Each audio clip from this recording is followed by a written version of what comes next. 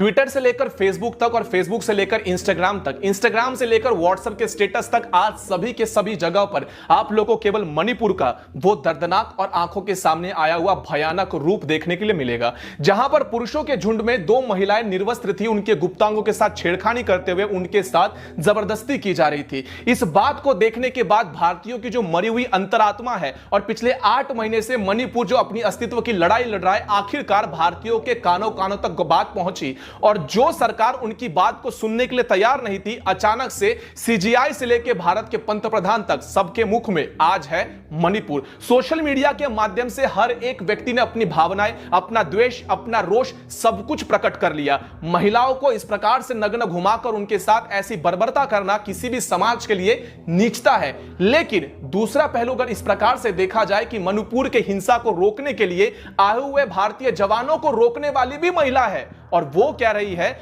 अगर भारतीय जवान हमारे सामने से नहीं गए तो हम अपने कपड़े खोल देंगे। ये कहने वाली भी एक महिला है।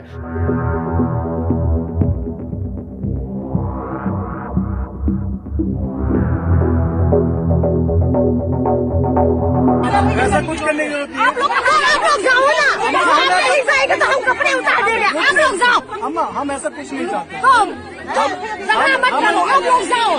नमस्कार साथियों, जय सनातन। आज हम बात करने वाले हैं सत्यता और सत्यता मणिपुर के इतिहास को लेकर, क्योंकि बहुत से सोशल मीडिया प्लेटफॉर्म के ऊपर अलग अलग प्रकार से अब हिंदुओं के विरुद्ध में एक प्रकार से साजिश की होड़ रची हुई है। तो समझने का प्रयास करते हैं और यह पूर्ण वीडियो देखिए, क्योंकि मामला जो है वो काफी ज्यादा सेंसिटिव है। तो मैं नहीं चाहता कि आप लोगों तक एक भी शब्द गलत पड़े। जो जानना है, जो समझना है, वीडियो के एंड तक देखिए और समझ लीजिए। बाकी आप लोग को वीडियो अगर हेल्पफुल लगती है तो ज्यादा से ज्यादा शेयर करिए, नहीं तो आप अपने विचार कमेंट के द्वारा बता सकते हैं। चलिए दोनों भागों को समझने का प्रयास करते हैं। मणिपुर में पिछले 8 महीने से हो क्या रहा है यह जानते हैं। चलिए आज का वीडियो आरंभ करते हैं। मणिपुर को समझने के लिए आप लोग को सबसे पहले मणिपुर के इतिहास को समझना होगा। मैतेई हिंदू समाज जो मणिपुर में एक समय में बहुसंख्यक था, महाभारत के काल से लेकर मुगलों के विरुद्ध में लड़ने वाले मैतेई हिंदू समाज आज अपने अस्तित्व की लड़ाई लड़ते लड़ते हार चुका है और मणिपुर को छोड़ चुका है। अगर आप लोग समझने का प्रयास करोगे तो आप लोग को पता चलेगा कि आपके चाचा नेहरू के बनाए गए नियमों की वजह से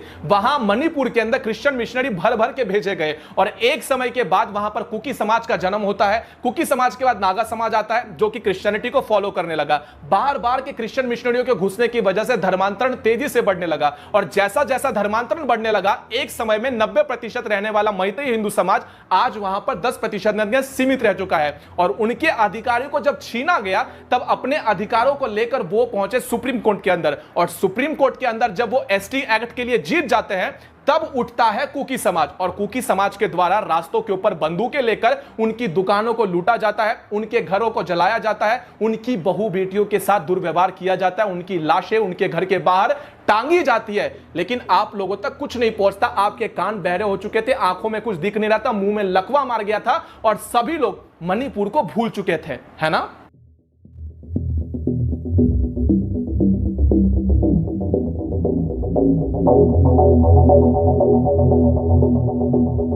खैर हटाइए ये सारी बातें। वैसे भी ये सारी बातें इतिहास की, और आज के इंटेलेक्चुअल युवकों को इतिहास में ज्यादा इंटरेस्ट रहा नहीं, इसलिए इतिहास को भूल जाते हैं, वर्तमान की बात करते हैं। वर्तमान में जहां तक बात किया तो आप लोग को पता होगा कि जब भी आप लोग कभी किसी कॉलेज या स्कूल में एडमिशन लेने जाते हैं और जस्ट बिकॉज ऑफ रिजर्वेशन आप लोग को वहां पर अनुचित न्याय नहीं मिलता है, तब आप लोग के मन में प्रश्न उपस्थित होता है कि काश मेरे पास भी रिजर्वेशन की सीट्स होती, है ना। मतलब आप लोग के साथ जब कुछ गलत होता है तब आप लोग चाहते हो कि आपको भी रिजर्वेशन मिले, या फिर मुझे किसी कॉलेज में एडमिशन मिलना है, मुझे कोई नौकरी चाहिए और वहां पर मुझे रिजर्वेशन मिले तो मैं उस नौकरी को पा सकता हूं। लेकिन अगर आपके पास योग्यता है तो आप अगर रिजर्वेशन के कोटे में नहीं बैठते हैं तो आपको नहीं मिलेगा। यह अन्याय है, यह बात आप भी स्वीकार करते हैं, और यही चीज तो हो रही थी। मणिपुर का जो मेन झगड़ा था वो इसी को तो लेकर निकला था। अब आप लोग को यह समझना होगा कि जो कुकी समाज है और जो मैतेई समाज है, इनके बीच में जो डिस्प्यूट चल रहा है, इसका रीजन ही यही है कि सुप्रीम कोर्ट के द्वारा अब मैतेई हिंदू समाज को रिजर्वेशन मिल चुका है, जिसके वजह से कुकी समाज भड़क गया। और भड़का तो भड़का कैसे, हाथ में AK-47 लेकर। अब यहां पर बात यहां पर यह आई कि मैतेई हिंदू समाज के दुकानों को लूटने से लेकर उनकी महिलाओं को कूटने तक का सारा प्रवाह कुकी समाज कर चुका है। और बौखलाते हुए, उनके घरों को जलते हुए, उनकी आंख से निकलने वाले अश्रुओं को हम लोग दिखाने का प्रयास किया था, लेकिन आप लोगों ने देखा नहीं। आप लोगों ने कहा यह तो चलता रहता है। एक के बाद एक यूट्यूब वीडियो बार बार मणिपुर के ऊपर आ रहे थे, सरकार चुप्पी साधे हुए थी, लेकिन अचानक से वहां पर सरकार ने अपनी चुप्पी तोड़ी और कहीं ना कहीं अब वहां जाकर आर्मी, भारतीय जवान को भेजा गया। लेकिन क्या हुआ, जैसे ही भारतीय जवान वहां पर पहुंचता है, वहां पर कुकी समाज की औरतें पहुंच जाती है शील्ड बनकर। जिस प्रकार से कश्मीर के अंदर पत्थर फेंकने वालों के लिए शील्ड बनती थी उनकी बहनें, उनकी मां, ठीक इसी प्रकार से यहां पर भी यही गेम खेला जा रहा था। भारतीय जवानों को पीछे जाने के लिए यहां पर जो महिलाएं सामने आती थी, उनके मुख से निकलने वाले शब्द यह है कि अगर तुम यहां से पीछे नहीं जाते हो तो हम निर्वस्त्र हो जाएंगे। जून के महीने में आर्मी के द्वारा एक वीडियो रिलीज किया जाता है, जिस वीडियो के अंदर बताने का प्रयास किया जाता है कि किस प्रकार से दंगाइयों को बचाने के लिए उनकी औरतें, मैं औरतें शब्द का प्रयोग इसलिए कर रहा हूं क्योंकि मुझे औरत शब्द का अर्थ पता है, और महिलाओं के लिए सम्मान अलग होता है। ये महिलाएं नहीं, ये औरतें हैं। और जिस प्रकार से दंगाइयों और आतंकियों को बचाने के लिए इन औरतों के शील्ड की तरह प्रयोग किया जाता है, इसका खुलासा भारतीय जवानों ने पहले से ही कर दिया था। लेकिन तब आपकी मानवता कहां चली गई थी? तब आपकी मानवता बाहर नहीं आई थी, जब औरतों के मुंह से यह शब्द निकल रहे थे कि अगर यहां पर भारतीय जवान आए, उन्होंने किसी भी प्रकार से हमारे बेटों को हाथ लगाया, हमारे मर्दों को छुआ, तो हम आपके सामने कपड़े खोल देंगे। उसके बाद का तो आउटरीच आप लोग को पता ही है।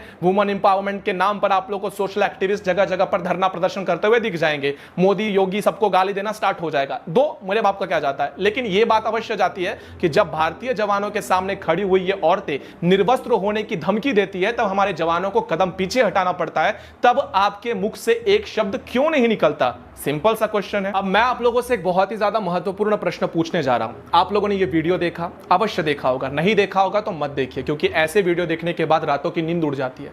रात में 4 बजे मैं सोया हूं, उसके बाद मैं ये वीडियो इतनी गर्मी में इसलिए बना रहा हूं क्योंकि मुझे पता है कि इस वीडियो की महत्व कितने ज्यादा है। क्योंकि अगर आज मैं नहीं बोला तो बहुत सी चीजें गलत हो जाएगी, और बहुत से लोग इन्फ्लुएंस हो चुके हैं और आगे भी होते रहेंगे।